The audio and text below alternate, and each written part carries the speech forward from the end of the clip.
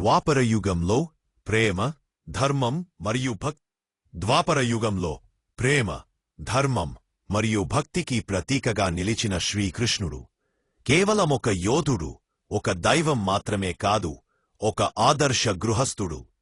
ఆమె కృష్ణుణ్ణి పాత్రాణి మహాలక్ష్మీ అవతారం ప్రంతక్ర స్వామంతకమణి కోప్ప సామంతకమణి. జాంబవతి కోసం జరిగిన యుద్ధంలో జాంబవంతుడు కృష్ణుణ్ణి మహత్తుని గ్రహించి తన కుమార్తె జాంబవతిని ఆయనకు అర్పించాడు. ఆశతత్వమైన దేవి సత్యభామ, ధైర్యం, ప్రేమ అన్ని కలిసిన దేవి. బాధితి మాత్రమే కృష్ణుడు అపారమైన గౌరవంతో చూసేవాడు. ఆమెను కృష్ణుడు అపారమైన గౌరవంతో చూసేవాడు. దేవని ఆయనకు ప్రార్థన అనుకన అర్యామ దర్శన తిరిగిపోయాడు. అనుంతవామ్మ చూపి వారి గౌరవాన్ని కాపాడేందుకు అందరినీ వివాహం చేసుకున్నాడు. ఇది ఆయన ప్రేమ కాదు, అదే వారి జీవితం తిరిగి ఇవ్వడం.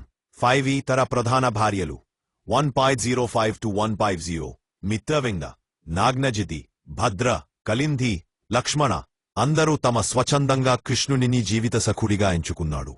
ప్రతి ఒక్కరి హృదయంలో ఆయన ఒక్కరే పరిపూర్ణ ప్రేమ, ధర్మ, కరుణకు ప్రతిరూపం. అందుకే ఆయన శ్రీకృష్ణుడు, యుగయుగాలకు జగద్గురు.